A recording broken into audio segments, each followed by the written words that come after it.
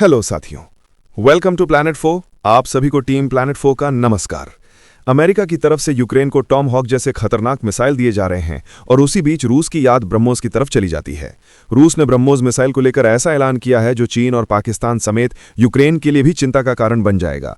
पिछले समय में मीडिया में कई रिपोर्टें आई थीं कि रूस को भारत के ब्रह्मोस मिसाइल की जरूरत महसूस हुई थी और यह वही मिसाइल है जिसे रूस और भारत ने मिलकर तैयार किया था। अब जो घोषणा रूस ने की है वो ब्रह्मोस को जीवन भर के लिए एक खतरनाक हथियार बनाकर रख देगी। भविष्य में इस मिसाइल का कोई आसान तोड़ नजर नहीं आएगा। भारत ने इस मिसाइल का परीक्षण पाकिस्तान के खिलाफ किया है और फिलीपींस को भी भेजा है। अब कई देश कतार में खड़े हैं इसे खरीदने के लिए। यह साबित करता है कि ब्रह्मोस सिर्फ सैन्य शक्ति नहीं बल्कि भारत की अंतर्राष्ट्रीय ब्रांड वैल्यू भी बन गया है। और रूस की तरफ से यह भी कहा गया है कि वो भारत को सबसे एडवांस फाइटर जेट टेक्नोलॉजी और युद्ध का असली अनुभव दे सकता है। इसका मतलब यही है कि जब अमेरिका या यूरोप भारत पर प्रतिबंध लगाते हैं तो कुछ शर्तों के बावजूद रूस स्थायी दोस्त बनकर खड़ा रहता है और हथियारों की कमी नहीं होने देता। अमेरिका जो टॉम हॉक जैसे मिसाइल यूक्रेन को दे रहा है वो किसी भी युद्ध के लिए गेम चेंजर है। युद्ध में अपनी काबिलियत साबित कर चुका है और इसकी रेंज 1500 से लेकर 2000 किलोमीटर तक बताई जाती है। इसे पकड़ना मुश्किल है और मारक क्षमता जबरदस्त है। यह रूस के लिए बेहद घातक साबित हो सकता है अगर ये यूक्रेन को मिल गया तो। रूस के स्ट्रेटेजिक ठिकाने सीधे रेंज में आ जाएंगे और यही वो टर्निंग पॉइंट होगा जहां अमेरिका और रूस की टक्कर सीधे विश्व युद्ध तक के दरवाजे खोल सकती है। यानी कि मिसाइल अब सिर्फ टेक्नोलॉजी नहीं रह गई है बल्कि जियोपॉलिटिक्स की चाबी बन चुकी है। और इसी के साथ रूस के राष्ट्रपति पुतिन ने खुले मंच से भारत की जमकर तारीफ कर दी है। कुछ दिन पहले संयुक्त राष्ट्र के मंच से भी रूस के विदेश मंत्री ने भारत की सराहना की थी और भारत को सुरक्षा परिषद में परमानेंट सीट दिलाने की वकालत की थी। ये भी कहा गया था कि भारत को डरने की जरूरत नहीं है, पश्चिमी देश धमकाना बंद करें। इसी साल दिसंबर में भारत आने से ठीक पहले पुतिन ने मोदी के बारे में कई बड़े खुलासे किए हैं और भारत पर चौंकाने वाले बयान दिए हैं जिसे जान लेना जरूरी है। तो चलिए सभी खबरों को जानते हैं बेहद विस्तार से, आसान भाषा में। सबसे पहले जरा ब्रह्मोस अपग्रेडेशन पर रूस का ऐलान सुनिए। तो ब्रह्मोस मिसाइल दरअसल भारत और रूस के बीच रक्षा सहयोग का सबसे चमकदार उदाहरण है जिसे दोनों देशों ने मिलकर 90 के दशक के मध्य में बनाया था। इसमें भारतीय रक्षा अनुसंधान संगठन यानी DRDO और रूस की NPM टेक्नोलॉजी का बेहतरीन संगम है। यही वजह है कि ये मिसाइल आज दुनिया की सबसे तेज और भरोसेमंद सुपरसोनिक क्रूज मिसाइल मानी जाती है। इसे जमीन से, हवा से, पानी से यानी किसी भी प्लेटफॉर्म से लॉन्च किया जा सकता है और ये बेहद सटीकता के साथ लक्ष्य को ध्वस्त करती है। भारत ने इसका इस्तेमाल तब भी किया था जब पाकिस्तान की तरफ से रावलपिंडी में अटैक की साजिश रची गई थी और ब्रह्मोस ने उस खतरे को मात दी थी। इसकी ताकत को देखते हुए भारत ने इसे सिर्फ अपने लिए नहीं बल्कि मित्र देशों को भी उपलब्ध कराया। जैसे फिलीपींस को $375 मिलियन के सौदे में निर्यात किया गया और अब कई देश इसे खरीदने की कतार में खड़े हैं। रूस के deputy chief of mission Roman Babushkin का कहना है कि ब्रह्मोस में सुधार और अपग्रेडेशन की क्षमता असीमित है, यानी भविष्य में इसे और ज्यादा रेंज, और ज्यादा स्पीड और नई तकनीक के साथ अपग्रेड किया जा सकता है। यही कारण है कि ब्रह्मोस सिर्फ एक मिसाइल नहीं बल्कि भारत की ताकत, रूस के भरोसे और दोनों देशों की साझेदारी का प्रतीक बन चुकी है। अब जरा भारत रूस रक्षा गठबंधन का दमखम सुनिए। तो रोमन बाबुश्किन का मतलब यह है कि ब्रह्मोस मिसाइल को केवल अभी जैसी है वैसी ही नहीं छोड़ा जाएगा बल्कि इसके टैक्टिकल पैरामीटर यानी उसकी मारक क्षमता, स्पीड, रेंज और तकनीक को लगातार बेहतर बनाया जा सकता है ताकि ये आने वाले समय में और भी घातक और अत्याधुनिक हो सके। उन्होंने इस मिसाइल को भारत और रूस के बीच रक्षा सहयोग का सबसे उन्नत और भरोसेमंद उदाहरण बताया क्योंकि किसी भी दो देशों ने अब तक इतना गहरा और सफल रक्षा प्रोजेक्ट मिलकर नहीं बनाया है। बाबुश्किन ने यह भी साफ किया कि दुनिया में सिर्फ रूस ही ऐसा देश है जो भारत को 5वीं पीढ़ी के लड़ाकू विमान जैसी हाईटेक चीजें उनके संयुक्त उत्पादन यानी कॉमन जॉइंट प्रोडक्शन और लाइसेंस के साथ स्थानीय स्तर पर बनाने का अधिकार दे सकता है। इसका मतलब है कि भारत को सिर्फ हथियार खरीदने की जरूरत नहीं पड़ेगी बल्कि वो खुद अपने देश में रूस की मदद से उन्हें बना भी सकेगा। यही नहीं, रूस भारत के साथ रक्षा पर लगातार एडवांस बातचीत कर रहा है और अपने युद्ध अनुभव साझा कर रहा है ताकि भारत भी हर परिस्थिति में तैयार रहे। ये पूरी साझेदारी भारत के लिए एक सुरक्षा कवच है जो उसे दुश्मनों से बचाती है और रूस की रणनीति का सबसे बड़ा स्तंभ है क्योंकि भारत जैसे विशाल और भरोसेमंद दोस्त के बिना रूस की एशिया में पकड़ मजबूत नहीं रह सकती। अब जरा पुतिन की भारत यात्रा का इंतजार सुनिए। तो भारत और रूस का रिश्ता केवल हथियारों और सैन्य तकनीक तक सीमित नहीं है बल्कि ये एक व्यापक और बहुआयामी साझेदारी है। दिसंबर में राष्ट्रपति पुतिन की भारत यात्रा को इसलिए मील का पत्थर कहा जा रहा है क्योंकि इस साल दोनों देशों की विशेष और विशेषाधिकार प्राप्त रणनीतिक साझेदारी के 15 साल पूरे हो रहे हैं। यानी 15 वर्षों से भारत और रूस ने रक्षा, ऊर्जा, विज्ञान, शिक्षा, अंतरिक्ष और अपस्ट्रम जैसे कई क्षेत्रों में गहरी भागीदारी निभाई है। बाबुश्किन ने साफ किया कि रूस को अपनी अर्थव्यवस्था और इंफ्रास्ट्रक्चर के लिए बड़े पैमाने पर मजदूरों की जरूरत है। वहीं भारत के पास विशाल और अतिरिक्त लेबर फोर्स है जिसे विदेशों में रोजगार देने का अवसर तलाशना होता है। ऐसे में अगर दोनों देश श्रम बाजार में सहयोग करें तो ये दोनों के लिए फायदेमंद साबित होगा। रूस को कुशल और मेहनती मजदूर मिलेंगे और भारत के लोगों को विदेश में काम करने और पैसे कमाने का अवसर मिलेगा। इस तरह ये साझेदारी केवल रक्षा और मिसाइलों तक सीमित नहीं रहेगी, बल्कि मानवीय संसाधनों के आदान प्रदान यानी लोगों और उनके श्रम के आपसी उपयोग तक भी फैलेगी, जिससे दोनों देशों के बीच भरोसा और गहरा होगा और आर्थिक सहयोग भी नई ऊंचाइयों पर पहुंचेगा। अब जरा रूसी सेना में भारतीयों पर विवाद सुनिए। तो भारत और रूस की दोस्ती भरोसे और सहयोग पर बनी है, लेकिन इसका मतलब ये बिल्कुल नहीं है कि रूस अपनी सेना में भारतीयों को भर्ती कर रहा है या करने की योजना रखता है। रूसी राजनयिक ने साफ कर दिया कि रूस को अपनी आर्मी के लिए भारतीय सैनिकों की जरूरत नहीं है और उसने कभी ऐसी भर्ती नहीं की है। फिलहाल कुछ गिने चुने भारतीय यानी लगभग 27 लोग रूसी सेना में मौजूद हैं, लेकिन ये उनकी व्यक्तिगत पसंद या गलती से हुआ है। भारत सरकार ने इस पर कड़ा रुख अपनाते हुए सभी नागरिकों को चेतावनी दी है कि किसी भी हालत में ऐसे ऑफर स्वीकार ना करें, क्योंकि ये खतरनाक है और जान जोखिम में डालने जैसा कदम होगा। इस पूरे मुद्दे पर भारत और रूस के बीच दूतावास और रक्षा मंत्रालय के स्तर पर तालमेल मौजूद है, ताकि कोई भी गलतफहमी या गलत जानकारी रिश्तों को प्रभावित ना कर सके। असल संदेश यही है कि भारत और रूस की साझेदारी सेना में भर्ती जैसे मामलों पर नहीं, बल्कि आपसी विश्वास, रणनीतिक सहयोग और साझा विकास पर खड़ी है, और आने वाले समय में इसे और ऊंचाइयों तक ले जाया जाएगा। साथियों, आगे बढ़ने से पहले आप सभी को बता दूं कि अगर आप देश, दुनिया, डिफेंस और इकोनॉमी की 100 से ज्यादा खबरें एक साथ एक ही जगह पर एक ही समय में फटाफट रोज देखना चाहते हैं, तो कृपया हमारे साथ जी चिल्स चैनल पर जुड़िए, जहां हम रोज शाम 9 बजे आपके लिए दुनिया की तमाम सारी खबरें एक साथ लेके आते हैं। जी चिल्स चैनल का लिंक आपको नीचे डिस्क्रिप्शन या कॉमेंट बॉक्स में मिल जाएगा। अब जरा अमेरिका का टॉमहॉक धमाका सुनिए।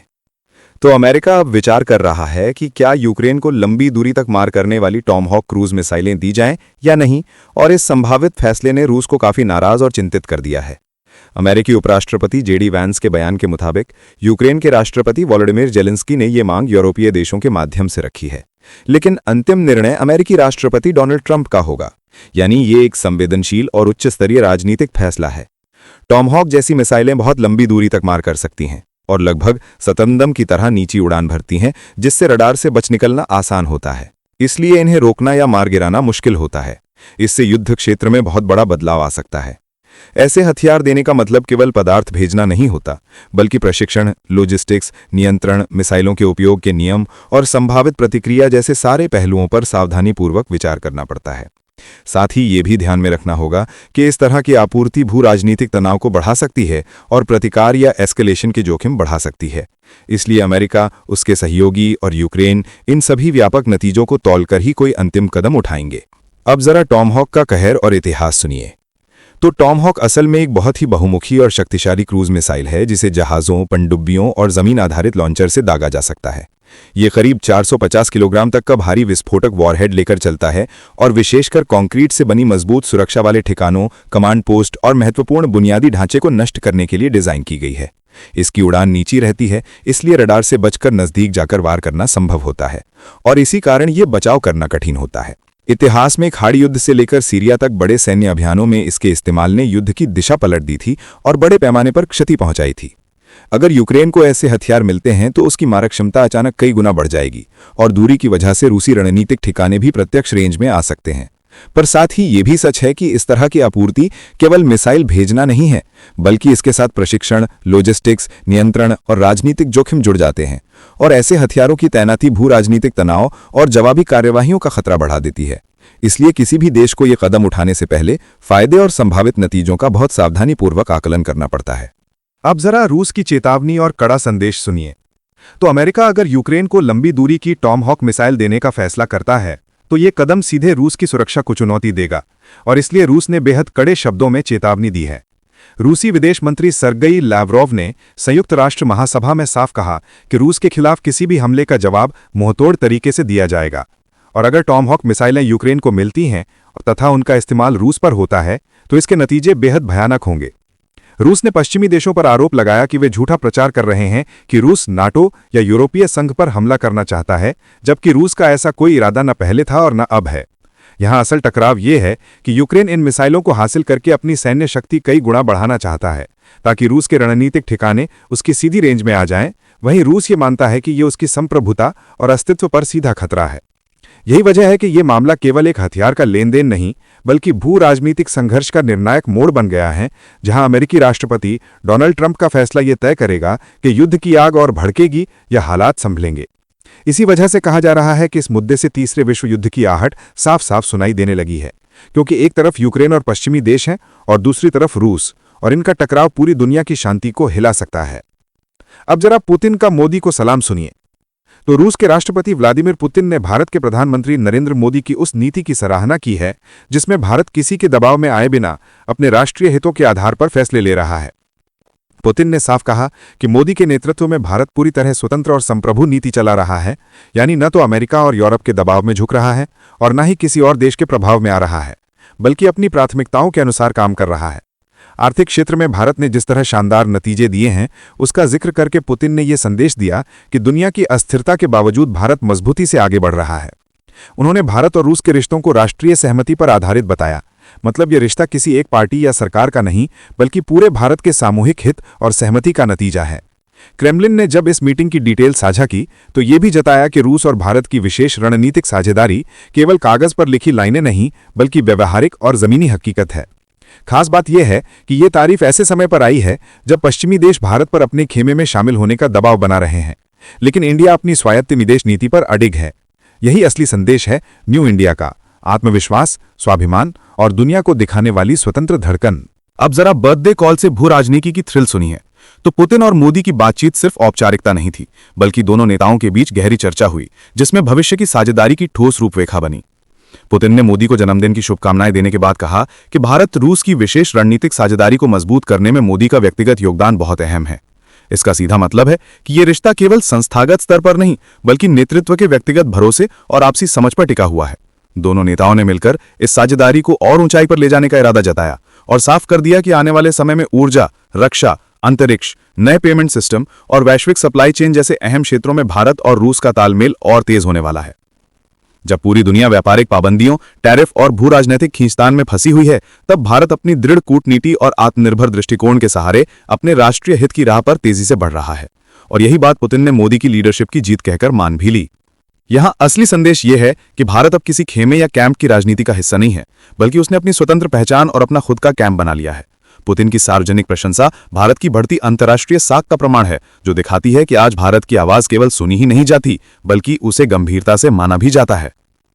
मॉस्को और नई दिल्ली का भरोसा दशकों पुराने इतिहास से आता है और भविष्य की टेक्नोलॉजी तथा नई साझेदारियों से यह और मजबूत होगा। ये वही नई सदी की भारतीय नीति है जिसमें रिश्ते भरोसे पर टिके होते हैं और हर बड़ा निर्णय केवल राष्ट्रीय हित को ध्यान में रखकर लिया जाता है। भारत अब वैश्विक मंच पर विकास और सम्मान दोनों को साथ लेकर चल रहा है और यही उसकी असली रणनीति और शान है, जो उसे दुनिया के सबसे प्रभावशाली देशों की कतार में मजबूती से खड़ा करती है। इस वीडियो में फिलहाल इतना ही।